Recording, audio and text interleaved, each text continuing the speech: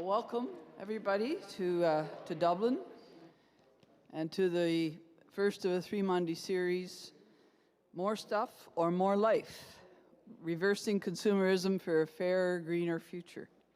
And welcome to Environment Week, too. My name is Elizabeth Snell. I'm a member of the Dublin's Justice and Outreach Committee, who are the organizers of this series. Following Peter Victor's presentation and the Q&A, there will be a chance to chat over tea and cookies in the auditorium at the base of the stairs on your right. Well, you came through it to get here, I guess, so you know where that is. And also a chance to buy Peter Victor's book, thanks to the bookshelf. There's washroom out that door, just to your left, I think. And then one down the stairs, sort of turn to your left there as well. So we'll open this evening with Dublin's land acknowledgement offered by Michaela Struder-Kipke. Thank you. Good to see you all here. Before we hear about Peter and from Peter in a few minutes, I'd like to acknowledge that Dublin Street United Church stands on the land of the Attawandaron, Haudenosaunee, and Anishinaabeg people. This land was the center of their lives and spirituality, and we're grateful for them for their steadfast land stewardship throughout the times. We acknowledge that this land is covered by treaties, the Treaty 3 with the Mississaugas of the Credit First Nation, the Truro Wampum Treaty, and the Dish with One Spoon Treaty. The Dublin Street United Church commits to respectful relations and true reconciliation with our First Nation, Inuit, and Métis neighbors and with the land. And we pledge to educate ourselves on current and historical injustices towards Indigenous people and to stand as allies. Thank you.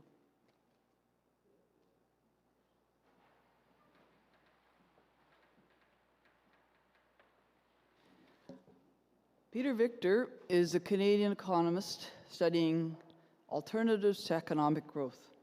He's a Professor Emeritus at York University and has worked for 50 years in Canada and abroad as an academic consultant and public servant specializing in ecological economics and alternatives to economic growth.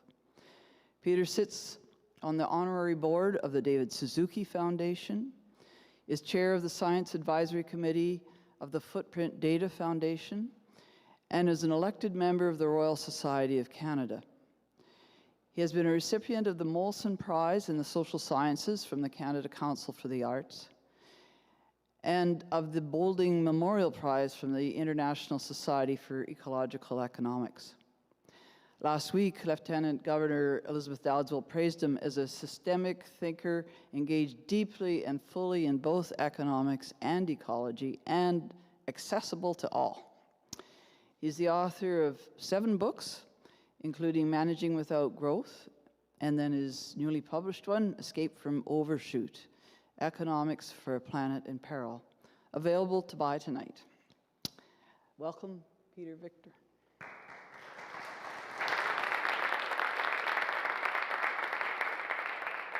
Good evening, everyone. Thank you so much for coming out on this horrible night to hear what isn't entirely good news, but there is some good news. And I want to say how appreciative I am to have been invited here. This book was launched in Toronto last Wednesday, and I gave a very brief account of the book at the book launch, and this is the first time I've had an opportunity to speak to members of the public at greater length about the book. I need practice, so you're getting the very first go at this. But before I even start talking specifically about the book, I'm going to show you a very short video that we've had prepared to let people know about the book and the main ideas in it.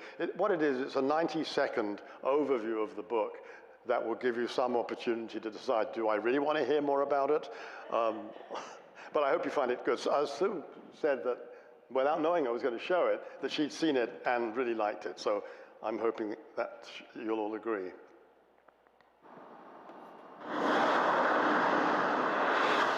The Earth is now in overshoot. The evidence is mounting. One species grows and spreads throughout, 8 billion and still counting. Some drain our Earth of sustenance. It really is assault. They add to our disharmony, rapacious to a fault. Overshoot takes many forms. One is climate heating. Another is the loss of trees, animals retreating.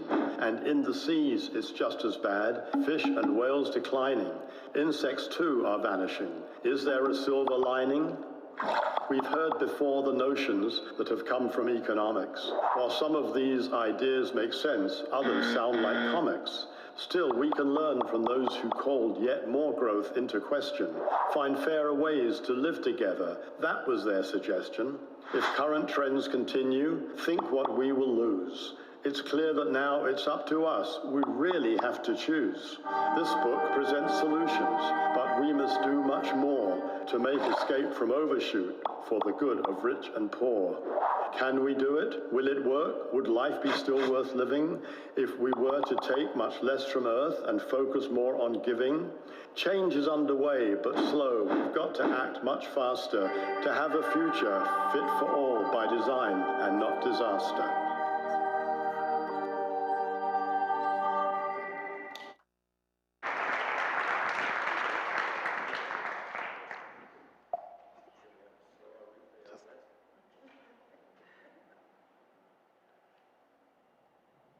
Pull up my slides, we'll be ready to go. So, the title of the book really says it all. Overshoot refers to the observation that humanity is exceeding the capacity of the planet to support. We're not equally culpable and we're not equally at risk from this. That's very important to bear in mind. But the situation that we all face, with more than 8 billion of us now on the planet, is very, very troubling. It's much more than just, oh, we've got a climate problem. I'm not going to demean that problem, but that's one symptom, if you like, of the bigger picture. So what I'm going to do now is give you a look at each of the 9 chapters that are in this book, which describe overshoot, its causes, how to think about it, how economists think about it. I am an economist, so that's the best I can offer is an overview for you of how economists think or ought to think about it, and then with some insights towards the end of how we can escape from overshoot if we could only just get our act together. When I started studying economics back in the 1960s, this was a new image. I'm sure some in this room remember it well. The first time that humans were able to see our planet from afar. And that had a major impact on many of us, myself included. I began to wonder, well, where's the economy? I'm studying economics. Where is it in this world? And the answer I got at the time was not a very good one, because the way economics was being taught then, and to a large extent now, is to focus on this configuration of things, if you like, how we convert land, labor, and capital. By capital, we mean the physical things, factories and machines, for example, how we use those to produce goods and services, and we trade these things for money. So we talk about this circular economic cycle. The problem is, if you want to know how that fits into the planet, there's no planet, there's no environment. It's as if this system can go on forever, can go faster, can get bigger, because it's not getting bigger inside anything, but we know it is. Some of the things that are missing are the raw materials that the economy requires on an ongoing basis. Because when we say we consume something, we don't. We transform it, and everything ends up as waste. Some of the materials we have stays in the economy a long time. Some goes out very, very fast. And so we have the inputs to worry about, the mines, the minerals from the mines and so on.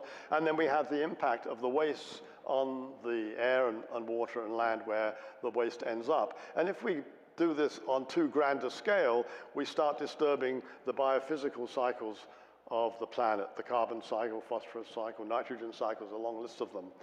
And now all that's taking place inside planet Earth. So the kind of economics that I do has this as its what we call pre-analytic vision. Before you start asking questions, how are you conceiving of the system you want to understand? This is the way that myself and other ecological economists see the economy. But if you, after having seen this picture, go back and turn on the nightly news and someone starts talking about what's going on in the economy, they won't be working with this framework. It'll be about what's happening to the value of the dollar, what's happening to inflation, unemployment, things that are important. But unless you understand them in the broader context, we can never get to grips with this fundamental problem that we're over 8 billion people doing great damage to the planet. So let's look at chapter 1. A look at the evidence. There's lots in the book, but I'm just going to show you a little bit here. Here's what happened to global economic output between 1750 and pretty well where we are now. You see that explosion that started to take place around 1900. It gradually sped up before then, but then global economic output has just shot up. And that's a very similar picture with the human population. So this is, if you like, the first picture that should make us think, well, what's the impact of all this? More people producing and consuming more goods and services on the planet. So let's look at some of that.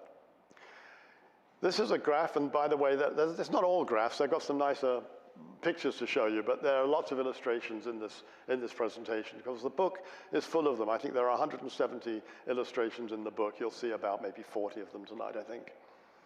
So this is a graph that shows from 1900 to 2015, the global extraction of materials, global extraction over that period. So from 1900 to 1950, the first half of the 20th century, by 1950, the annual amount of materials extracted was about twice what it was in 1900. It had been rising slowly at 1.5% per year. Then in the second half of the 20th century, we had an acceleration of the extraction of materials. Now it's rising almost twice as fast, 2.7%. So it's about 50 billion tons a year by the turn of the century. And now look what happens in the start of the 21st century. It's going up even faster, 3% a year. Well, as I said, we take these materials from the earth, we process them, use them, get some value from them. Some we keep in the economy and in the society for a while. Most ends up as waste. We can do something to improve that situation, but there are basic laws of physics which prevent us from 100% recycling. So we have a big problem here. One of the best indicators of how serious this problem is given by the ecological footprint. I'm hoping that some of you at any rate will be familiar with this concept. But basically what it does is measure the impact of humans on whatever land base we're talking about. Here I'm going to show you information for the global ecological footprint, but we can do this at all levels. The nation state, provinces, we can do it for Guelph. Haven't done that yet, but we could. This graph shows what happens if we compare the demand humans place on the planet for its biological productivity against the biocapacity, the capacity of the planet to produce biological outputs. And divide one by the other, we get, by 1970, that they were equal. We were demanding, as humans, the full capacity of the planet to produce its biological output. And we did that by requiring the planet to absorb our excess carbon, by demanding forest products, using the land for grazing, cropland, for built-up land, and for fishing grounds. Now let's see what happened after 1970. As I say, in 1970, what we were requiring and what was available, as well as we can estimate it, was about equal. Well, we've gone beyond one planet. Our ecological footprint now requires the biocapacity of the equivalent of 1.7 planets. And that is one of the main reasons why we're seeing a degradation of so many ecological systems around the world, because we're demanding more than they can deliver.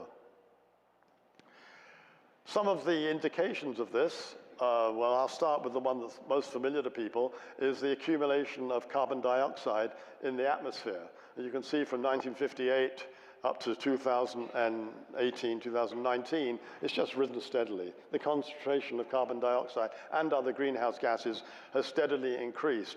The letters that are strung out along that red line signify international conferences, big deal conferences, to try and turn this around, to stop this happening, stop it getting any worse.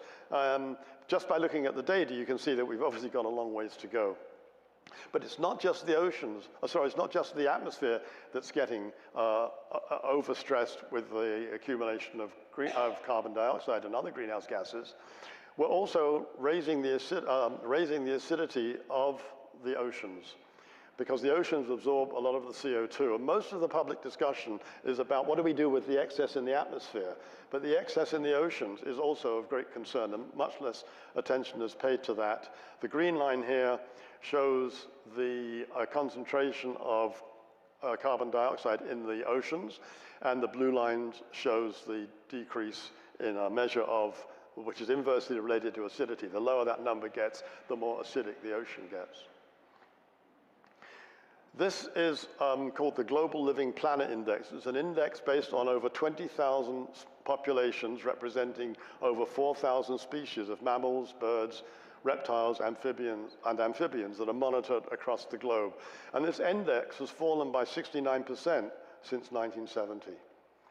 This is the populations of all of these different kinds of other species that we share the planet with. On average, their populations declined by, well, it'll be more than 69% now, but the latest data I had when I produced this graph was for 2018. One of the biggest problems we have is the conversion of forests to agricultural land, because it destroys habitat. And so these numbers show you 10,000 years ago, 57% of the land mass of the planet was forest, 42% was wild grassland and shrubs. This is of the, if you like, biologically productive land. 5,000 years later, it wasn't very different. Then in 1700, we begin to see grazing land and cropland being measurably significant. 1900, we can see grazing and cropland now much more significant, and wild grasslands and shrubs, where so many animals and other species live, has shrunk significantly. Here's 2018. Oops, I'll come back. And you can see how much of the forest land has been converted, and grasslands and shrubs has been converted to grazing land and cropland. Well, another interesting graph, doesn't get cheerier for a while. In fact, this is one of the ones that I particularly find most depressing. Every square on this graph, or on this image, represents 1 million tons of a different species. In the middle, the darker gray represents humans. And so you can see that we account for a lot of the Earth's land mammals. We represent something like 1/3 by weight of all mammals living on the planet. But there are many other mammals that exist because we use them. We eat them, and sometimes we use them for raw materials. You can see cattle there. You can see pigs, goats, sheep, horses. But what you don't see on this image is wild animals. So I'm going to put wild animals on there. There we are. That's they're about 4% by weight of all the mammals on the planet.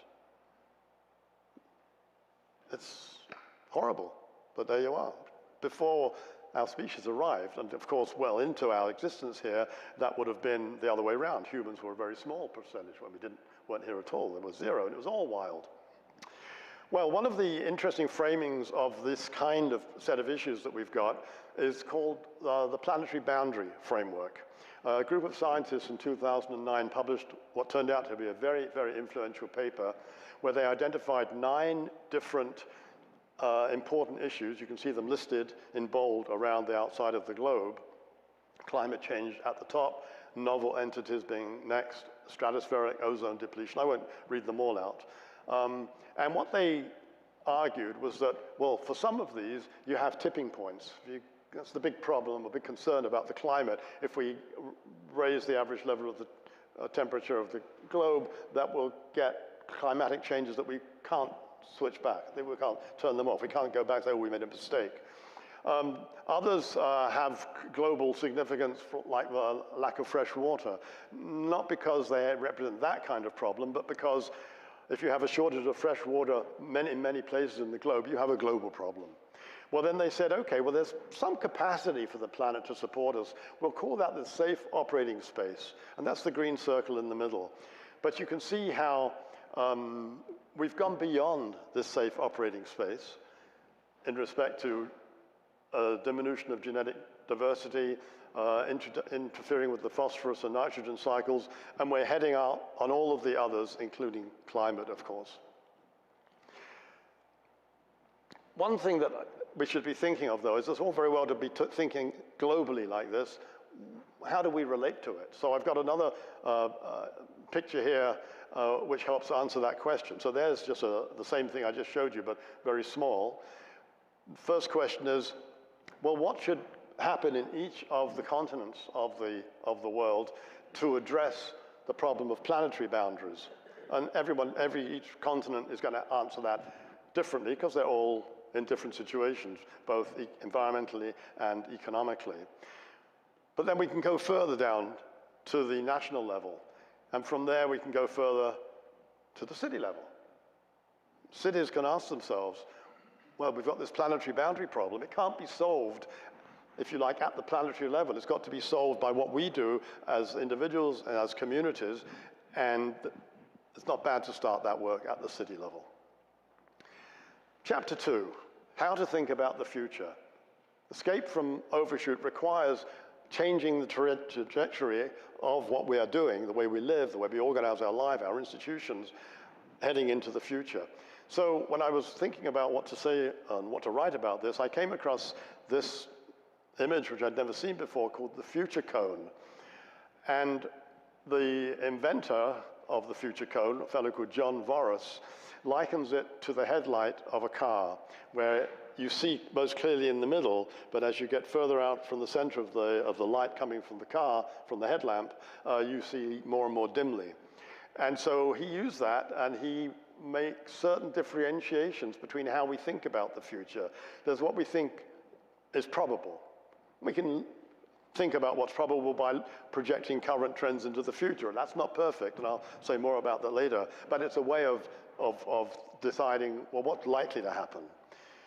Then we go out from there, we can talk about what's plausible, based on current knowledge, what could happen. And then we go further out to possible, based on future knowledge that we think is credible, could be in the works, but not here yet, so it might happen. And then finally, we have what he classifies as preposterous, things that we think, that's just impossible. We certainly can't plan for that, can't think about that. Now, we can each apply this as we think about the future and not agree on what we think falls into those categories, but at least it gives a framework that we can use for discussing future possibilities. And I make use of that throughout the book. Here, finally, is what we consider preferable, which will likely be a mix of what we think is probable, plausible, and possible. It might include what's preposterous, but then I think we're in trouble if we do that. Well, it's a book about economics. So one of the things that I do in the book is I look back in the history of economics, because it's a very rich discipline. Some great thinkers said extraordinarily interesting things about the economy as they saw it, from which, though, we can still learn things. So the founders of economics, usually identified as Adam Smith, Thomas Malthus of population fame, and David Ricardo, each thought that economic growth, remember these were gentlemen observing the Industrial Revolution in Britain, the early days of it, they all thought growth would end, and it would be bad. They thought it would end for different reasons, and the way it would end would be different, but they all thought that the end of growth was not something that anybody would want. And it was that outlook which prompted historian Thomas Carlyle, some years later, to call economics the dismal science. I don't know, you may not have even heard that phrase anymore, but certainly when I started studying economics, that was still being used. One of the reasons we don't hear it much anymore is economists are among the biggest cheerleaders out there now about what we can do to get better, to get richer, to have more growth. And I put that to you, that's very much because their view of the economy is not broad enough. They're not looking at the big picture. Now I'm going to read some quotes which I've picked out from these people. This is John Stuart Mill, you may well have heard of. He was an early advocate of what we now call, or even he called it the stationary state economy. He thought the end of growth was a good thing. He was the first economist to say this. He said, "I'm not charmed with the ideal of life held out by those who think that the normal state of human beings is that of struggling to get on, that the trampling, crushing, elbowing, and treading on each other's heels, which form the existing type of social life, are the most desirable lot of humankind, or anything but the disagreeable symptoms of one of the phases of industrial progress." I just wonder what he would say if he saw the kind of frenetic lives that so many of us lead now. Anyway, that was John Stuart Mill. He wrote a whole chapter about it in his book, but it hasn't been given that much attention, unfortunately, by his successors. Now, nature. Economists had some interesting things to say about nature back in the 19th century. I've picked out two here. One is Karl Marx. It may come as a surprise to you, but he had some real insights into how capitalism functioned. And he believed that capitalism didn't just exploit labor, but it exploited nature. And here's the reason he gives. Under capitalism, nature becomes, for the first time, simply an object for mankind, purely a matter of utility. It ceases to be recognized as a power in its own right, and the theoretical knowledge of its independent laws appears only as a stratagem designed to subdue it to human requirements. That's pretty telling words. Well, Alfred Marshall was a much more conventional economist than Marx, probably the most influential economist at the turn of the 19th century. And he had this to say. He said, "A far-seeing statesman will feel a greater responsibility to future generations when legislating as to land," by which I think he means nature, as we would now say, "than to other forms of wealth. And that from the economic and from the ethical point of view, land must be everywhere and always be classed as a thing by itself." Now, in that first diagram I showed you, land, labor, and capital, land wasn't classed as a different thing, it's different from the other two. Marshall was telling us that we really ought to. Again, his words were really not heeded. Well, we need new economic principles once we understand the economy is embedded in the globe, embedded in the biosphere. And one of the people who said this the best, most entertaining way was Kenneth Boulding. He wrote, "The closed earth of the future." Now, he was comparing the closed earth, the idea that we realize the earth is closed, as opposed to, he was an American, the idea that there's always another frontier. "The closed earth of the future requires economic principles which are somewhat different from those of the open past.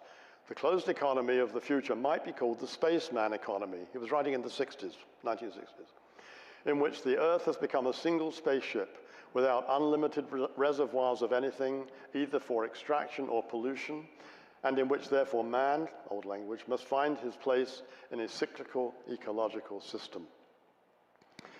Somebody not as well known as Boulding outside of the core of us who follow him is Nicholas Georgescu-Roegen, who did more than anybody to argue and explain how the laws of thermodynamics apply to economics and apply to the way the economy functions. So here's a very short statement by him. He says, "All physical processes, natural and technological, proceed in such a way that the availability of the energy involved decreases." So in other words, you've got an automobile, old-fashioned one that runs on fossil fuels. You can't take the energy coming out of the tailpipe and pump it back into the engine and keep the thing going, because the energy that comes out is dissipated and it's less capable to do work than the energy that was put in the first place.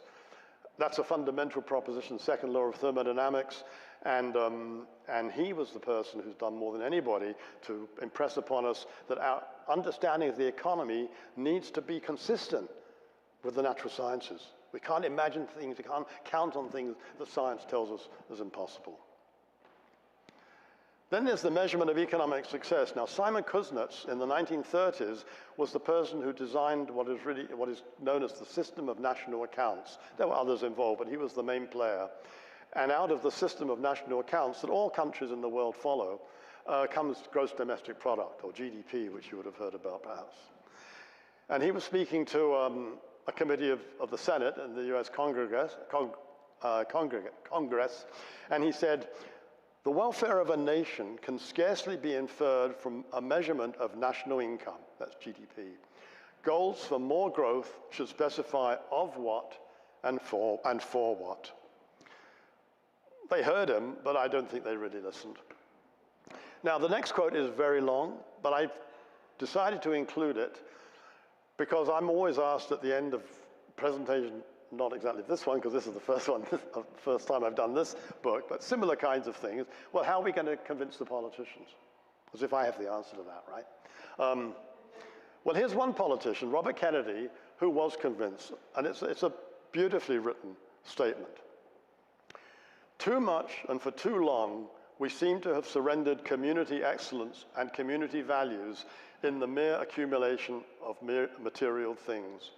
Our gross national product, almost the same as gross domestic product, if we should judge America by that, counts air pollution and cigarette advertising and ambulances to clear our highways of carnage. It counts the destruction of our redwoods and the loss of our natural wonder in chaotic sprawl.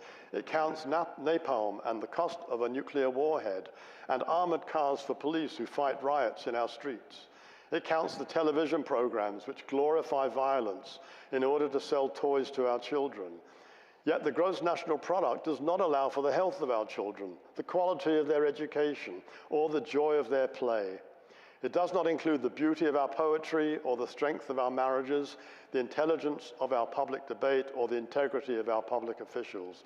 It measures neither our wit nor our courage, neither our wisdom nor our learning, neither our compassion nor our devotion to our country.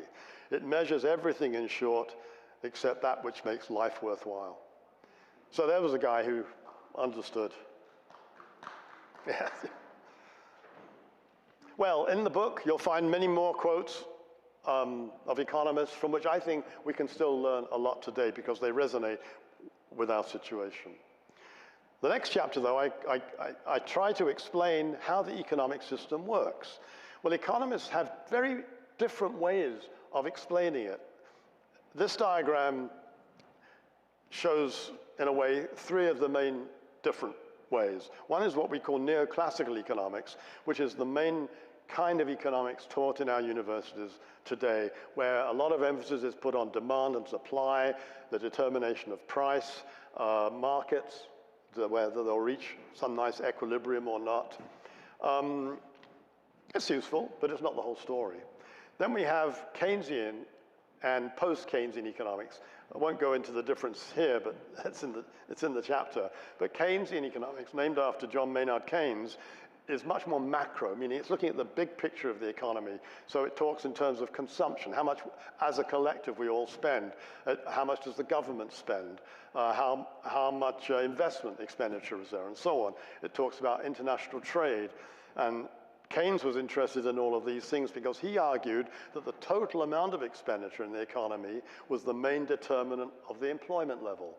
And in the 30s, when he was writing, unemployment was the big problem. And his argument was that, well, it's because there's not enough money being spent. We can't rely on the private sector to spend the money. The government has to step in and do it. And that's the sort of essence of Keynesian economics. Along come the post-Keynesians, and they say, well, yes, he said all that, but he said a lot more as well. And they've been exploring that. And then we have the Marxist economists. Again, they're analyzing capitalism, but they focus on different things, on property, on the state, on power, on corporations, on capital, of course.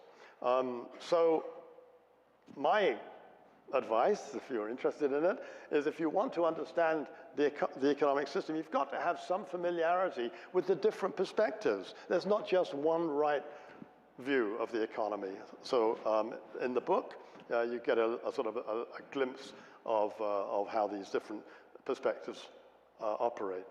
Now, in addition, I'm going to add one more view of the economy, which fascinated me when I discovered this book, when I was writing the chapter, written by this retired professor of business at Harvard called Shoshana Zuboff. And she writes about the age of surveillance capitalism. And her argument is pretty simple.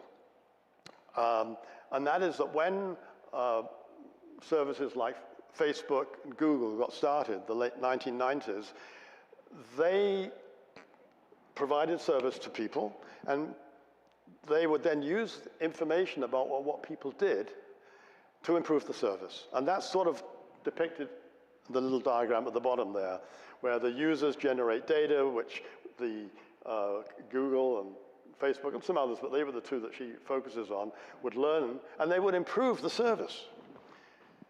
But there was a concern that this was no way to make money.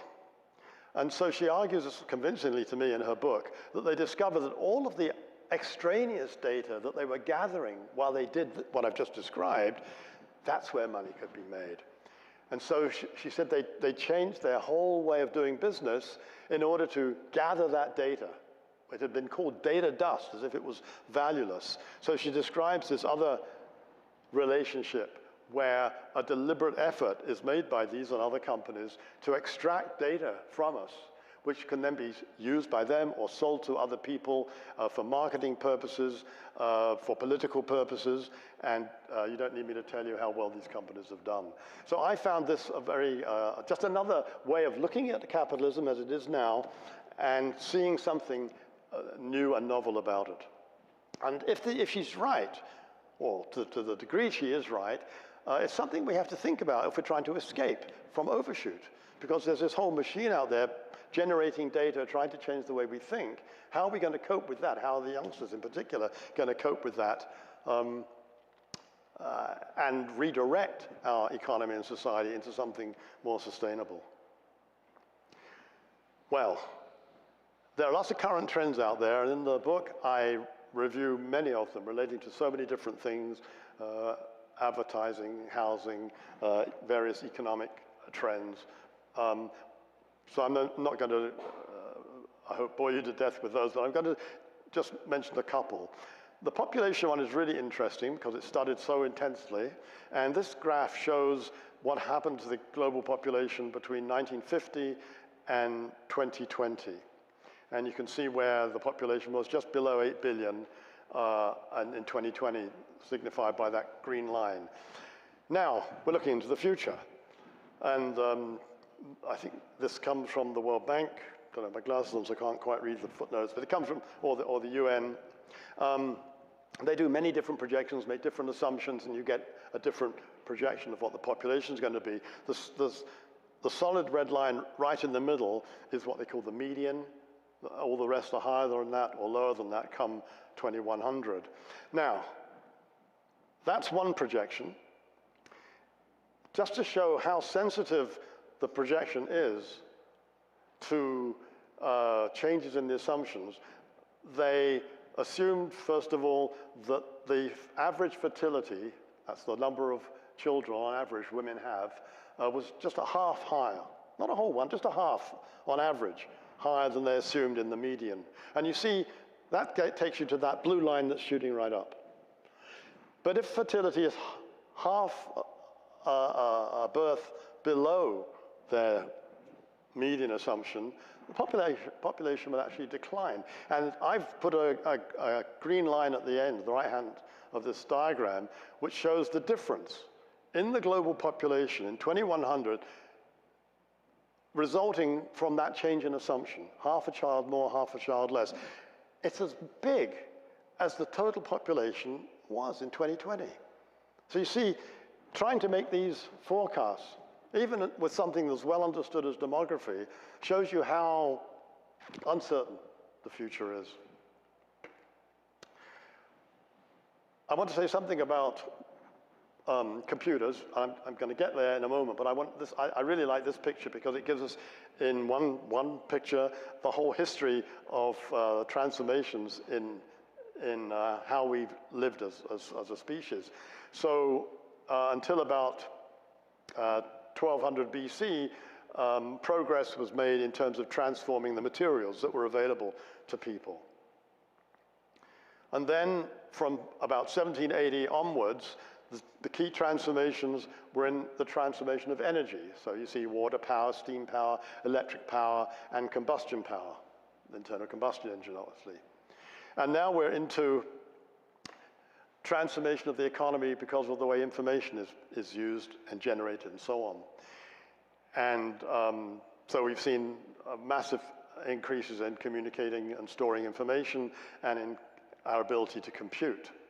And to illustrate that, this is a picture of one of the very few electronic computers in the world at the time, ENIAC.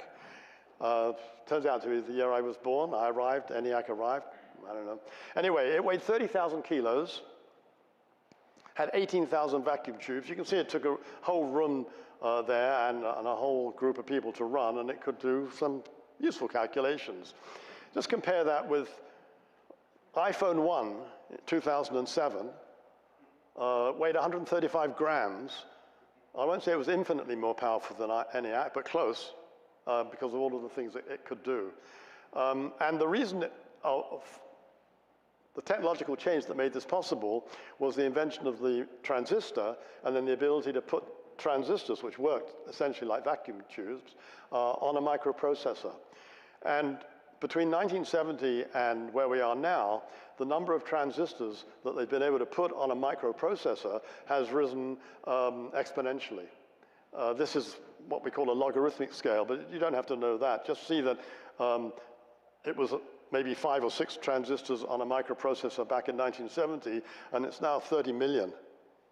Well, naturally, you can do weird and wonderful things with that, including, as we're hearing more and more these days, this artificial generative intelligence, which is a bit mind-boggling. Now, one of the things this miniaturization, though, has done, which relates back to the first part of my story, the extraction of humongous amounts of materials from the planet, is it allowed us to design, build, and operate these machines.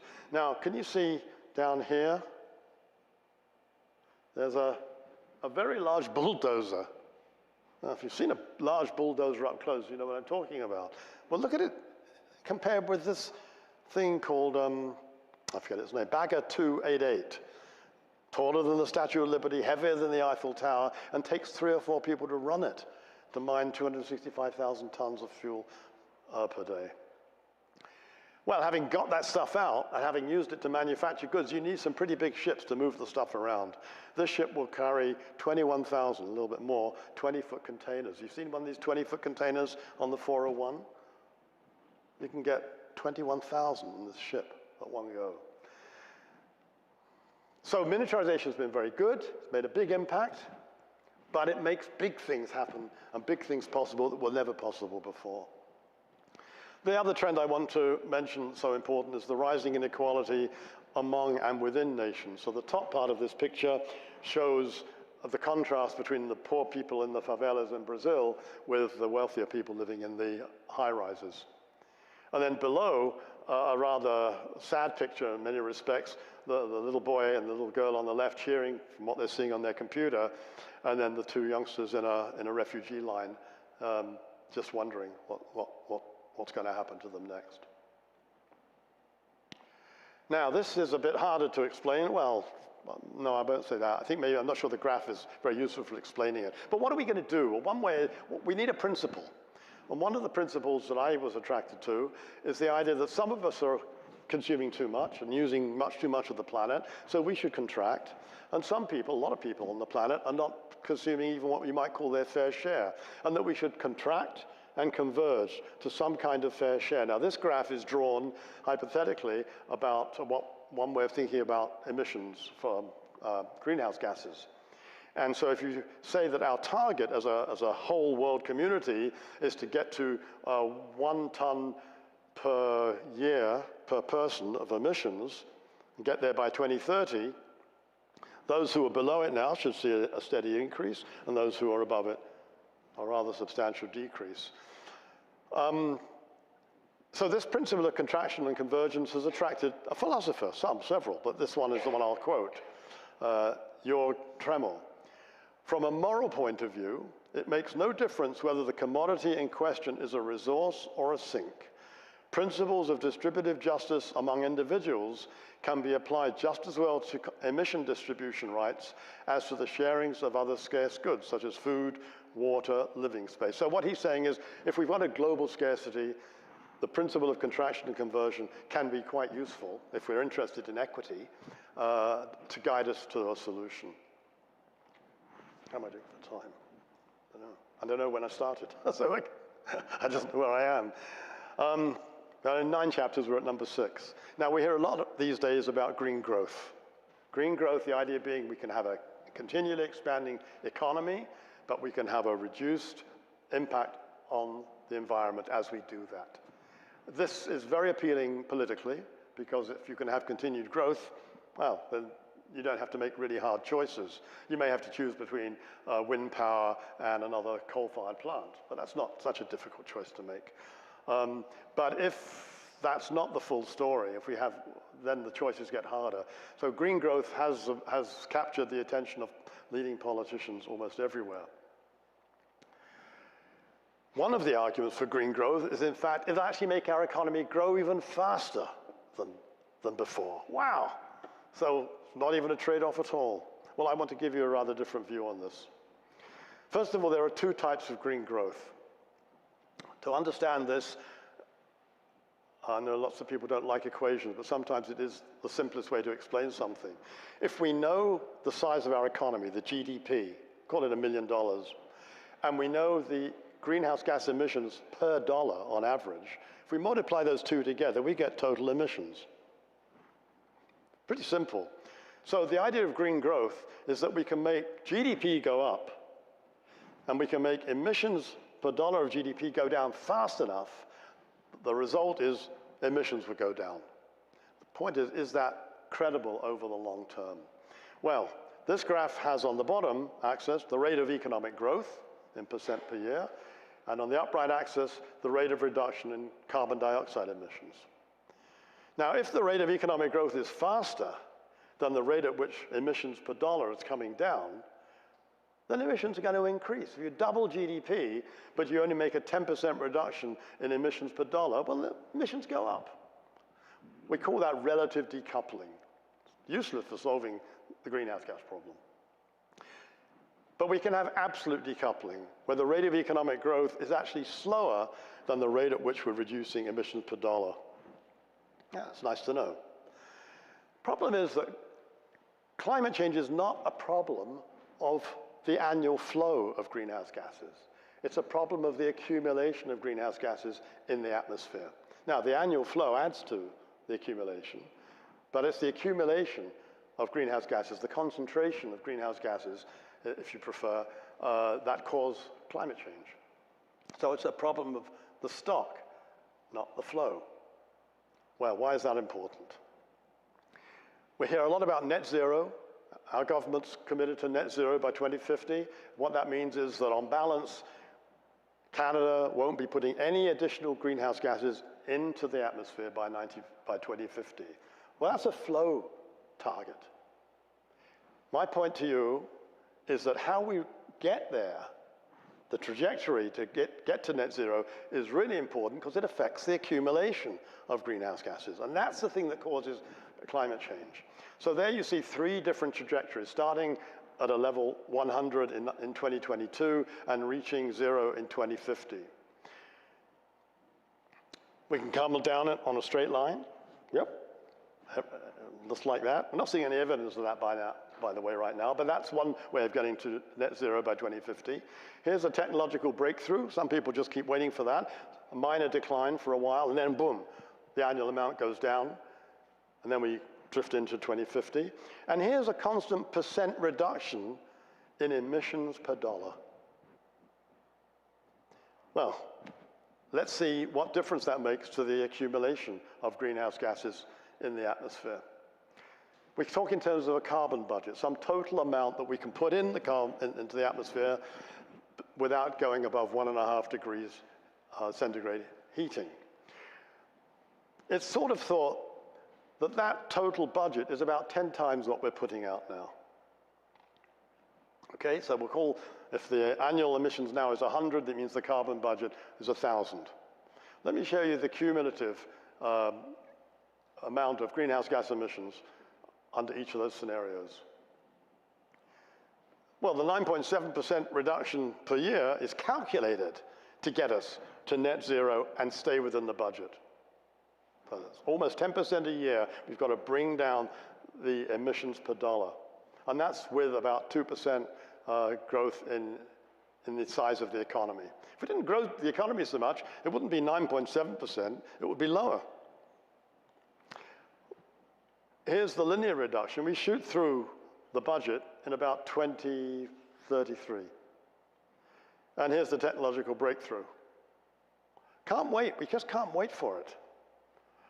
Well, once I kind of got to this point of saying, well, 9.7% reduction is required for 28 years in a row, I said, well, has anybody ever done it? Well, there's lots of data. Let me go and look at the data. Well, 1 year's, yeah, some have. What about 3 years in a row? So this is a table which shows you how many, well, it shows you which countries have reduced their emissions per dollar in the past 3 years in a row by this required amount of 9.7%. The leader is Qatar. They've done it 6 years in a row for one period of their history. Then the Democratic Republic of Congo, 5. But you see, the rest, Lebanon is 4, and the rest are at 3. I think there's one member of the OECD here. I think Romania is a member of the OECD. None of the others. Where's Canada? Oh, we haven't done it once. We're supposed to be doing it 27 years in a row. It's a daunting task, and it's the green growth story. As I say, if the economy doesn't grow so fast, you don't have to reduce emissions per dollar so fast. You still have to do it. It's still a big task, but it's not as great.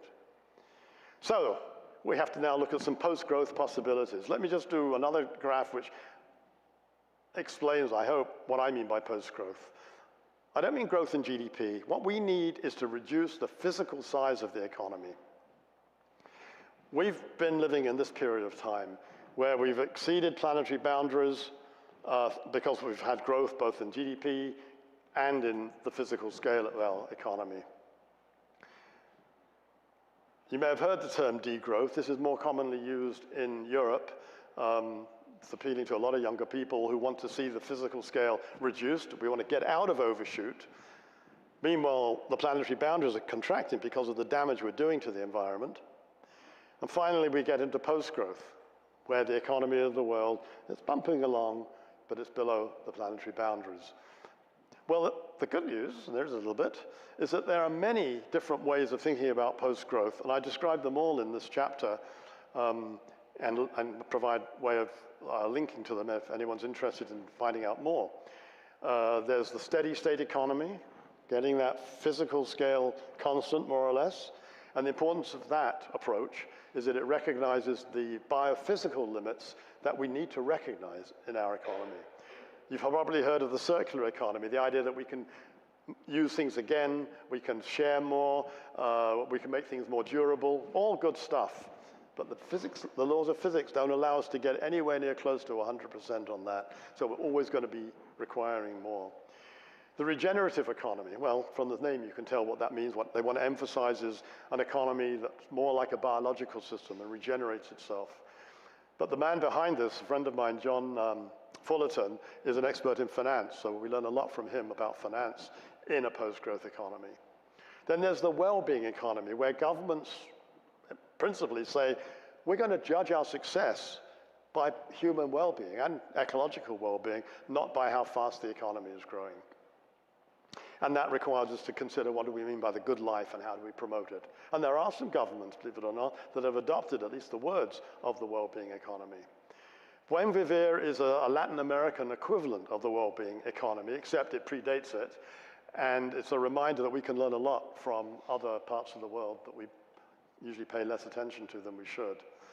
The donut economy. Kate Raworth made quite a name for herself with this image of a donut. On the outside are the planetary boundaries. But on the inside are the things like better education, healthcare, more equity, better participation, politics. And she frames the problem as, how do we satisfy those things on the inside of the donut and stay within the planetary boundaries? Degrowth, I've already mentioned, the emphasis on reducing growth, but also building a movement. None of this is going to happen without political action, social action of various kinds. And there's eco-socialism, who's basically the proponents say, well, yes, that's all well and good, but unless capitalism gets replaced, its fundamental commitment to growth is going to ruin us all. So I'm going to go through, past this and move on. I was going to tell you more about one of those options, but I think I'm already expecting a lot of you. So if you want, I can return to it later. But now I'm going to go to number 8, which is some work that myself and Tim Jackson, a British economist, I've become very friendly with as a result of our common interests in these kinds of things. About 12 years ago, we set out to put our heads together and really try to do macroeconomics, economics of the big picture, but with a strong ecological component. And we use that to look at alternative futures so that if we can get those introduced into the public and political discussion, people have something to choose between, rather than, as Margaret Thatcher famously said, there is no alternative. There's no alternative. It's called the Tina principle. There is no alternative. And I think if you think that, you're sunk. So I'm going to describe just very quickly 2 scenarios that I've developed in this book. One is just a continuation of where we're going in Canada. This is done for Canada. The other has quite a long list of changes to the system. And I built a computer model, and so I can simulate this using real data. It's not a prediction, but it gives us an insight, I think, into what might be possible. So in my escape scenario, there's a higher price on carbon emissions from electricity generation than the government is currently projecting. Rapid electrification of road and rail transportation, again, faster than we're going at the moment. We would achieve net zero carbon emissions through a range of investments. Switch from brown investment, which is investment whose main purpose is to make a profit, to green investment, whose main purpose is to improve the environment. Increase payments, we call them transfer payments, to poorer people to reduce income inequality and reduce poverty. Reduced work hours, have more leisure time. A whole range of circular economy initiatives like more recycling, more recovery, the things I mentioned before, and the population stabilizes by mid-century. I'm just going to show you a couple of the results, 3, I think. Material flows.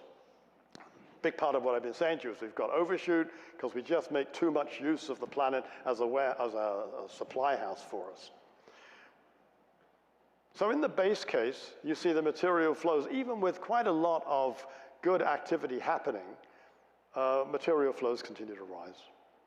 But on the escape scenario, with all those measures I quickly ran through, we get a very significant reduction in the material requirements of our economy. Then there's that measure, the ecological footprint I introduced at the beginning. It continues to rise in the base case, but it drops significantly in the escape case. So we can find a way that would reduce, in both these respects, the impact of our economy here in Canada on the biosphere. If you want to know what happens to gross domestic product, well, it keeps growing under the base case. To some, that's its big appeal. In the escape case, it rises for a while as those measures take place, and then it levels off. We wouldn't be poorer than we are now, but we would certainly use all that's produced in Canada in a different way, and we would produce different things. So finally, planning an escape from overshoot. Much to my surprise, April the 4th, as it says up there, was when I had my book launch for this book in Toronto, just 4 days ago. And I subscribed to this website called Resilience, resilient.org. And then I had an excerpt from my book. And it was actually part of the book that I hadn't thought was the best part. Let me just put it that way. But because they chose it, and they've had good feedback, I thought I would go over these 14 propositions for planning an escape from overshoot. So they're fairly short. They get a bit longer as they go on. But this is in the book, and it's sort of where I'm saying we really need to start from somewhere to plan an escape. So the first proposition, there is compelling evidence that humanity is living in an era of global overshoot. Well, I gave you some of that evidence at the beginning. I just think it's impossible really to contest that. Secondly, a reduction in the physical scale of the human enterprise is essential to escape from overshoot. We can't keep using more physical stuff and expect to get ourselves out of this problem. The historical and current causes and consequences of overshoot are extremely unequal within and among countries. Inequality runs right through this. Limits on material and energy throughput, that's the flow through the economy of the energy and material that we use, and land transformation are critical to an escape from overshoot. So our policies have to be focused very much on reducing throughput and doing a better job on transforming land, transforming some of it back. The whole rewilding exercise is really exciting. Contraction and convergence is an appropriate ethical principle for building an escape plan. A planned escape from overshoot requires a common sense of purpose, such as has been seen in times of war and pandemics. We know we can do this if we will face up to the problem. A common sense of purpose should be founded on principles of justice, otherwise the escape plan will be compromised by people and institutions seeking their own self-interest rather than working towards shared objectives. These principles of justice should encompass non-human life as well as human. Number 8, a common sense of purpose is more likely to emerge from forms of democracy that combine representation and participation, and which are based on the principle of subsidiarity, i.e. that social, political, and environmental issues are best dealt with at the most immediate level consistent with their resolution. A local problem should be dealt with at the local level all the way up to the global, where we're very deficient. Reductions in population should be welcomed, planned for, and encouraged through increased measures such as accessibility to education, especially for girls, increased availability of contraception, provision of a basic income and wealth, and better support for the elderly. You may very well have read that a number of countries, particularly Western European, our own country, are concerned about the pending decline in the population and working very hard to counteract it. I think that's very short-sighted. Finance should facilitate the escape from overshoot rather than exacerbate it. To this end, money creation by commercial banks should be curtailed. Can't go into this now, but the money that banks lend us, they make through a computer entry. It's the commercial banks that produce most of the money that we use in our economy. The financialization of nature and the implication that it exists solely to serve human interests should be halted and reversed. This idea that nature exists for our benefit, solely for our purposes, and the best way to work out how to use it efficiently is to attach a dollar value to it, and so on and so on. I think that's a cul-de-sac. Technology does not exist in isolation. It is embodied in materials and requires energy for its production and use. So when we think of, well, technology will find a solution, we must never forget that technology has a real existence, and that real existence requires materials and energy. Technologies often have unintended consequences which can be positive and negative. Whether and how technology contributes to the escape from overshoot depends on who owns it and what they seek to obtain from that ownership. So ownership is important. Almost done. Knowledge and ideas should be shared as much as possible, given that they are non-rival. I didn't have a chance to tell you what non-rival means, but it really means one person's consumption doesn't deprive somebody else of it. Now, a loaf of bread is rival. If I eat a loaf of bread, nobody else can eat it. But if I have an idea, well, you can share it. You can have the same idea. You can have my idea. There's no less of it for me. But we tend to privatize ideas, which is perverse.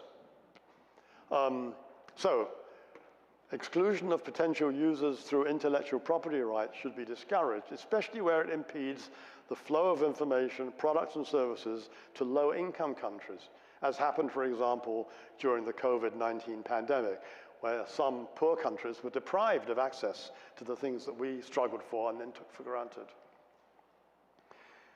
Capitalism presents serious obstacles to an escape from overshoot. It serves the interests of the owners of capital, that's after all its kind of idea, who through increasingly powerful corporations are constantly looking for ways to extend their reach, increasing overshoot, and only incidentally serving the interests of other members of society.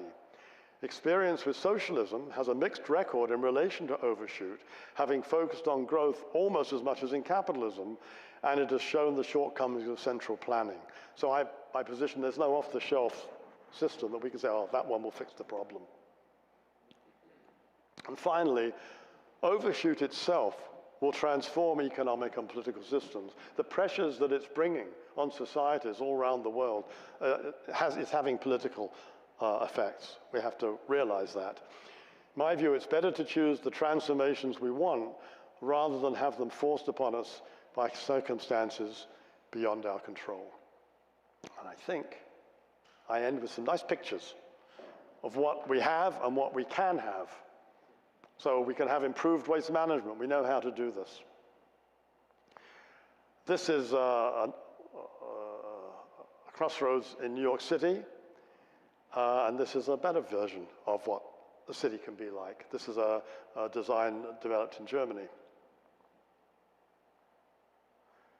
Energy transition is to some degree underway, getting away from the coal-fired plant on the right-hand side and moving into wind on the left. Didn't have a chance to talk about this, but I find ads are very misleading, by and large. I don't think they know what truth is. For example, this is the sort of thing we're promised in a car ad, open road. This is what we get. That's the driving experience, and I live in Toronto. It's very common. It's just another dimension of this mix of problems that we need to come to terms with. We can live differently. There's a growing interest in intergenerational living. 5 dangers for seniors who live alone. You can read them for yourselves. But we can do better than this. And there's some interest and some experience now with intergenerational living, where you get the different generations sharing accommodation. And well, these people obviously look happier than the other gentleman I showed you, so there's something in that. This isn't healthy for people or the planet. There's work been done on what they call the one planet diet. This was, there was an article just about 3 years ago in The Lancet, a famous British medical magazine, or journal rather, where they sat down and said, what could the planet support that would be nourishing for people, good to eat, and the planet could cope with it as well. We need less of this, more of this. The community is important. More sharing. This is an image taken from the makerspace at the Edmonton Public Library. And it's just one. There are many of these opening up in different parts of the country and other countries. Some of them are privately owned, a lot of them are publicly owned. These pictures are supposed to give you some idea that things are changing, things are happening, but they're not happening at scale. And without that, we will not escape from Overshoot. But I do think we can still make it out of here, but it's going to take a lot of hard work. The youngsters are right. There is no planet B. We fix this problem here on the one planet that we know our kind of life can be supported, or we fail. And I'm hoping that their enthusiasm and their activism will see us through. So thank you very much for your attention. I would be glad to take whatever questions you care to ask.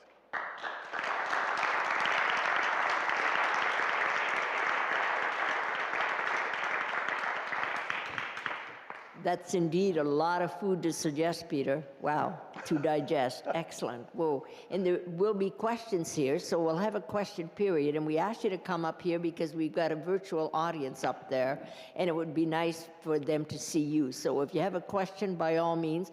If you'd like to borrow a pen or pencil and fill a written out question, by all means do that too. So I saw your hand up, sir. Yes, come on up, please. Yes, please.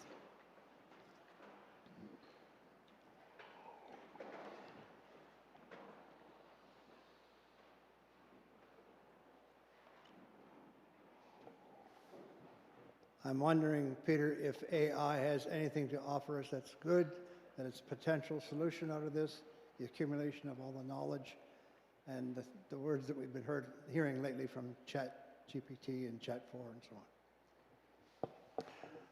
Did you say AIS? AI, sorry. Oh, AI has. Okay, gotcha. Well, great question.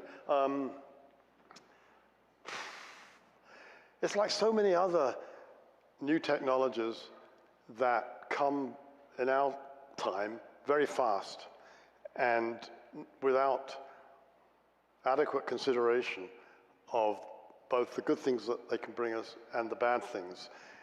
So that's one thing that makes me nervous, because often the bad things can become incredibly significant, as we've seen even with something like DDT, which they thought was a miracle chemical, and then it had all those adverse effects, and so on. So that's one consideration. Second consideration is there's so much impetus behind AI that it's out of control. And there are a lot of nefarious people out there who look at something like AI, using your AI, and think, how can I make a buck? And so, yeah, the potential is there. There are, well, like the modeling, the computer modeling I do, it's one or two guys sitting around, I'm sure it could be done better with the help of AI, if not turning over the whole task to them. But well, there's just the ability for AI to impersonate us. Somebody in my family was almost the victim of a scam, which would have cost our family thousands of dollars. And it was based on the fact that she thought her grandchild was calling for help. If that was to be done now, they can actually synthesize the grandchild's voice. Well, that would have been enough to tip it over. So I don't have the answer to that question, but I would like to see a much slower pace of its development and implementation, and I would like to see what they used to call the heavy hand of government actually doing the job I think it really should do to protect us from the downside, which is so easy to see.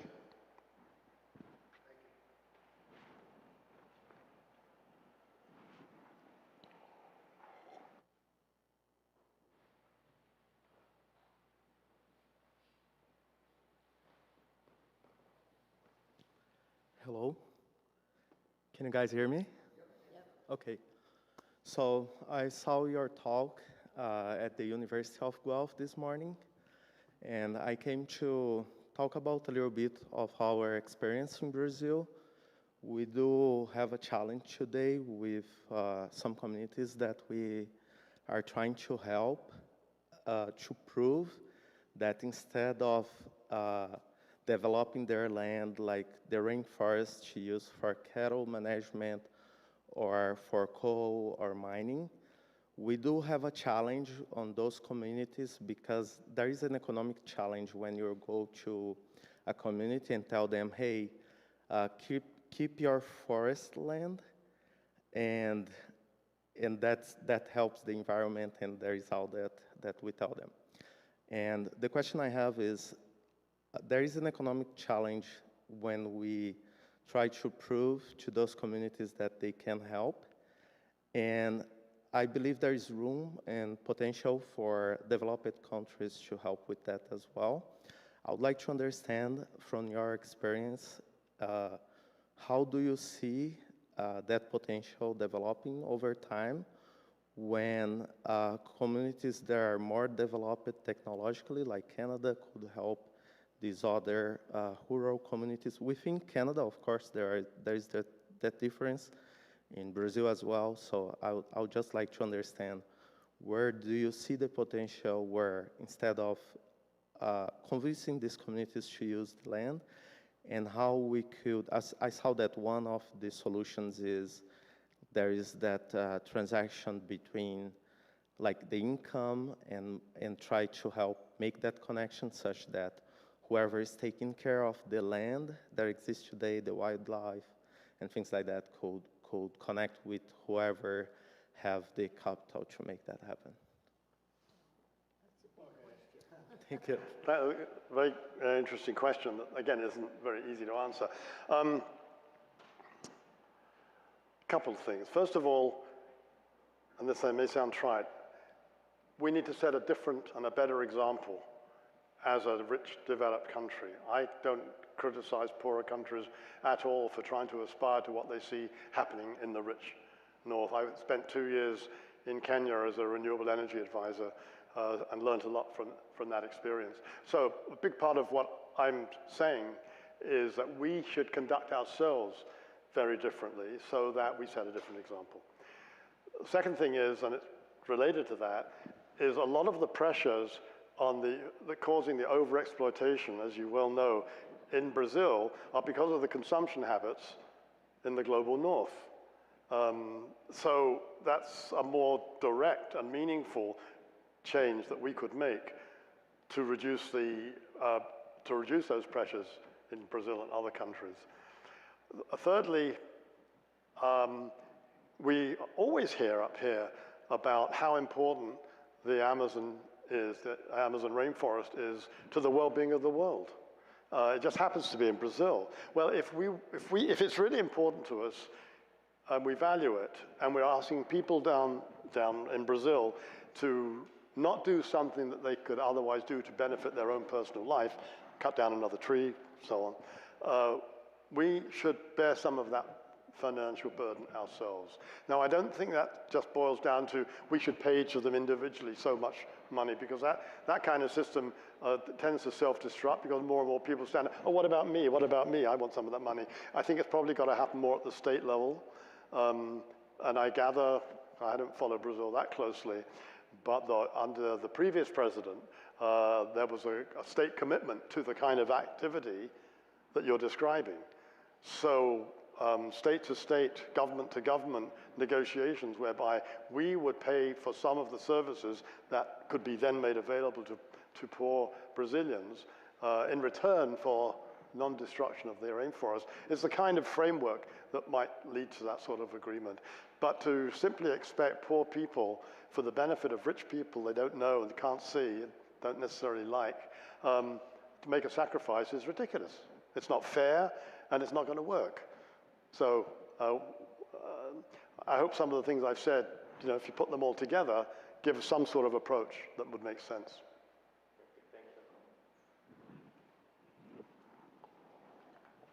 One more question, John?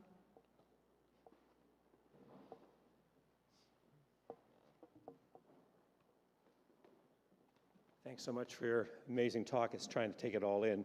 I was just thinking about what would it look like in Guelph. And we were told in Guelph that our population will be expanding, 120,000 people in the next couple decades, I think.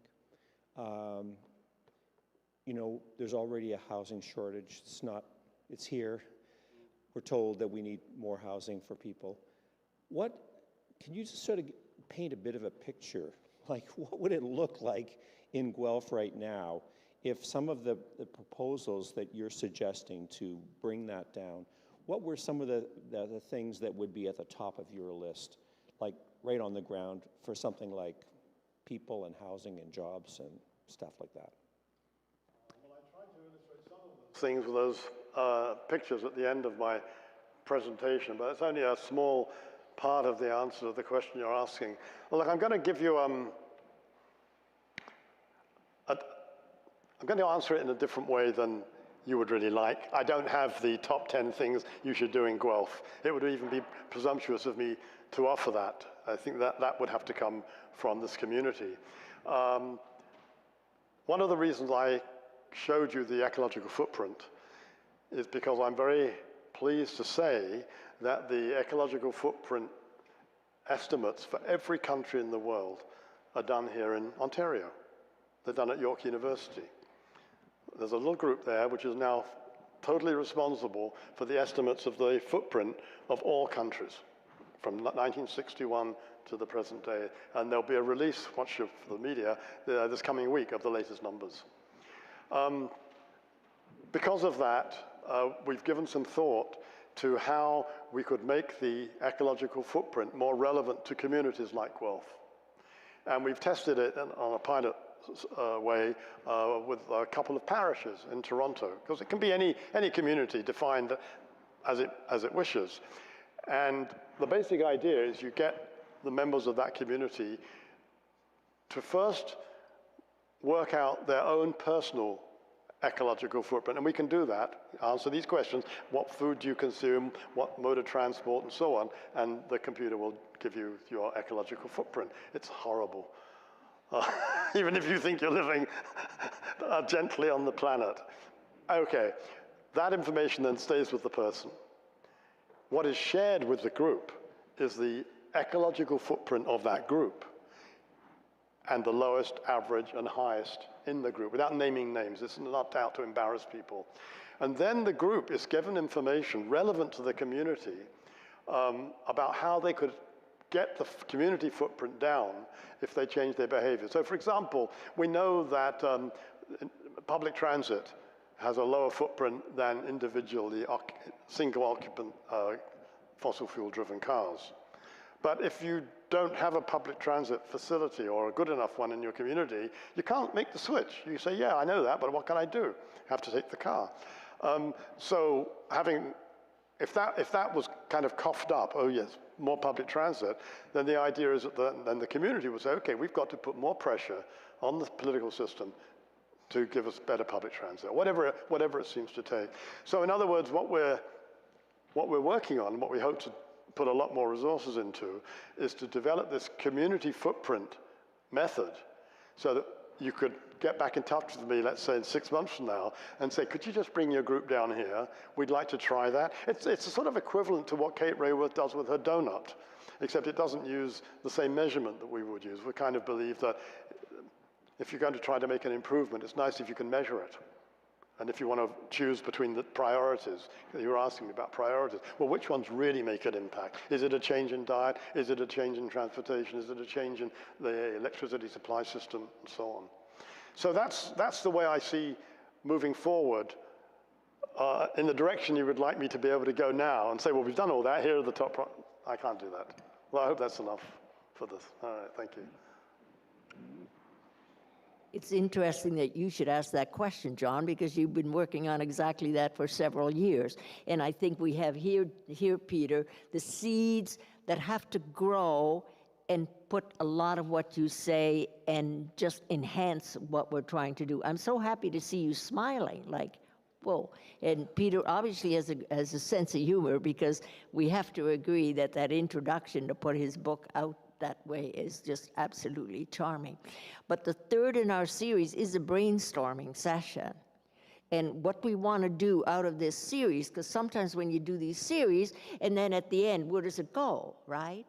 And we want to put a lot of what Peter's presented today and our next session, which is a panel discussion, and build on that, and then actually meet. What's the date, Liz?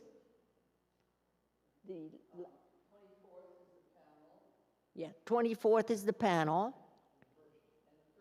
Yeah, the 1st of May. So please come back, because then we can do a lot of what you're saying. You said big things need to happen. And you said we were kind of the test case. What do we think? Shall we give Peter an A+, or?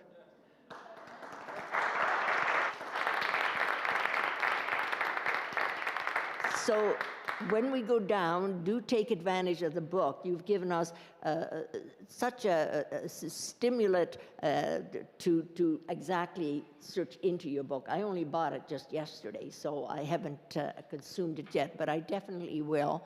And it will be a lovely gift to a lot of your friends. And I am just now the proud great-grandmother of a wee little baby. And I'm telling you, we need your voices. You got to get on a mountaintop, man, and speak it louder and clear.